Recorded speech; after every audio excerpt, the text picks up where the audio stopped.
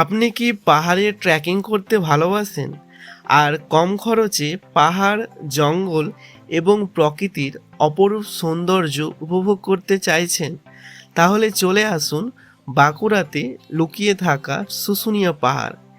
এই শুশুনিয়া পাহাড়ে উচ্চতা প্রায় 448 মিটার বা 1470 ফিট। তাই যাদের স্বপ্ন ভবিষ্যতে বিভিন্ন জায়গায় ট্রেকিং করা, তো তাদের জন্য এই পাহাড় দিয়ে শুরু করতে পারেন। শুশুনিয়া পাহাড় ভ্রমণের ভালো সময় হলো শীতকাল।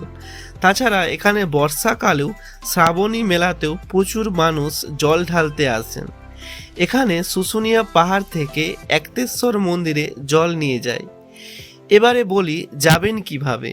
প্রতিদিন শালিমার থেকে সকাল 7টা 45-এ 12885 আরণ্যক এক্সপ্রেসে চেপে আপনারা খুব সহজেই বাঁকুড়াতে চলে আসতে পারবেন। প্রায় 11টা 30-এ আপনারা বাঁকুড়া স্টেশনে পৌঁছে যাবেন এবং বাইরে সেখান থেকেই 4 চাকা কিংবা বাসে খুব সহজেই আপনারা শুশুনিয়া পাহাড় পৌঁছে যেতে পারবেন। বাঁকুড়া জেলার সবথেকে পর্যটন শিল্পের দিক থেকে পপুলার সেটা হচ্ছে শুশুনিয়া পাহাড়। আর শুশুনিয়া পাহাড়ে এখন বর্ষাকাল, এখন শ্রাবণী মেলা চলছে। দেখতেই পাচ্ছেন আমার পেছনে বিভিন্ন মেলার দোকানপাট এখন বন্ধ রয়েছে। তো আজকে আমরা উঠছি শুশুনিয়া পাহাড়। তো চলুন কতটা যাওয়া যায় উপরে। দুই ধারে প্রচুর দোকানপাট রয়েছে, এখানে বিভিন্ন মালা হার ফাড়া রয়েছে সব।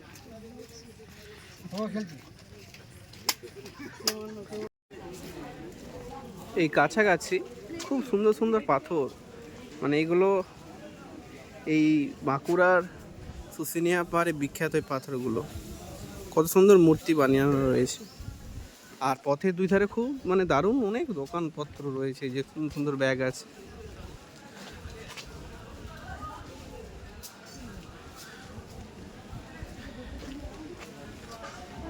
এখন শ্রাবণ মাস, শ্রাবণী মেলা চলছে, তো অনেক লোকজন এখানে। সুন্দর সুন্দর পাথর, সব পাথরের কাজ সব।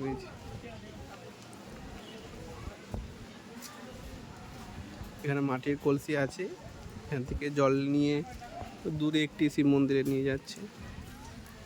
এই যে সব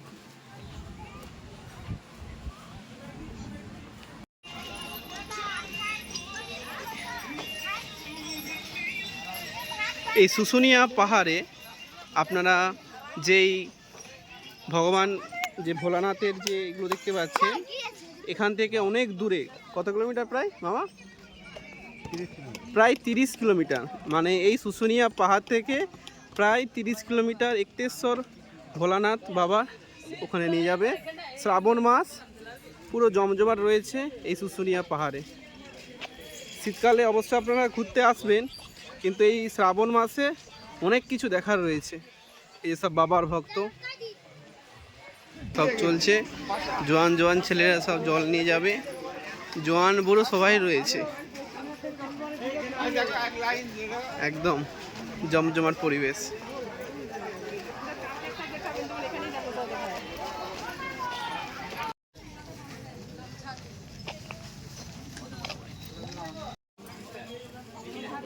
এই যে সব মাটির কলসি সব জল নিয়ে চলে এসেছে।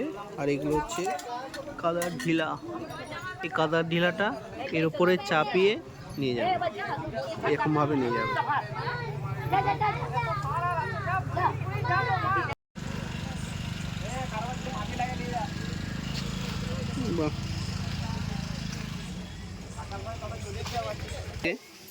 সব ডালি নিয়ে সব বসে আছে। এই দেখুন সব এগুলো এর কাছে মন্দির রয়েছে কিছুটা দূরে, সেখানে নিয়ে যাচ্ছে। সব বেলপাতা সব কিছু রয়েছে।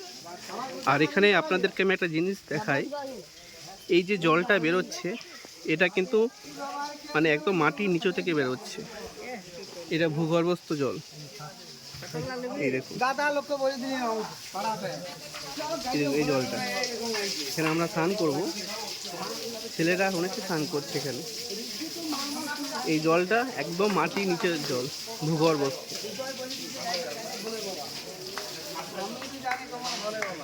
মন্দির রয়েছে। এই পথে আমরা উঠবো, তো চলুন চলুন আমাদের যাত্রা শুরু হয়েছে। এবড়ো কেবড়ো পাথুরে রাস্তা। এই রাস্তায় শুধুমাত্র প্রকৃতির সৌন্দর্যই নেই, এখানে যথেষ্ট অ্যাডভেঞ্চার আছে। চলুন কতটা উপরে যাওয়া যায়।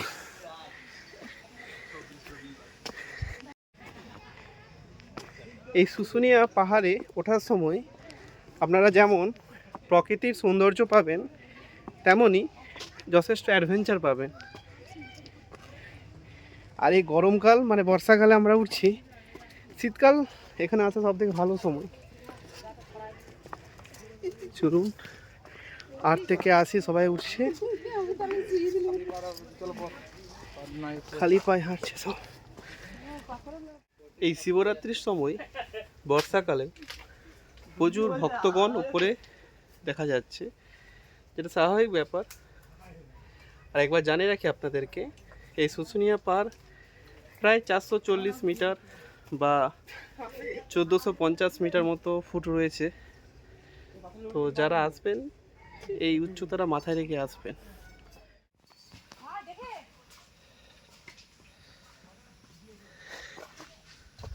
এখানটা যথেষ্ট উঁচু রয়েছে, মানে 150 মিটারের কাছাকাছি উঠেছি।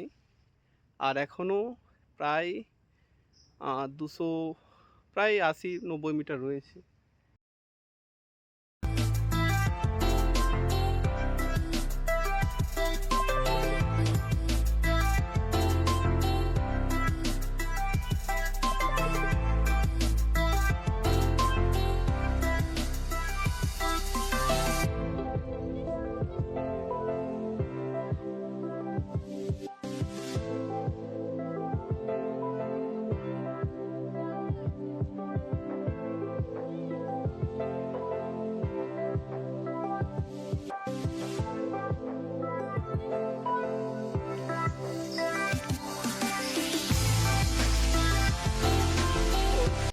অবশেষে আমি রয়েছি এই শুশুনিয়াতে, একদম 2 নম্বর চূড়া। আর এখান থেকে কিছুটা গেলে এখান থেকে একটু নিচে নামতে হয়, তারপরে উপরে উঠতে হয়। ওটা হচ্ছে 3 নম্বর চূড়া।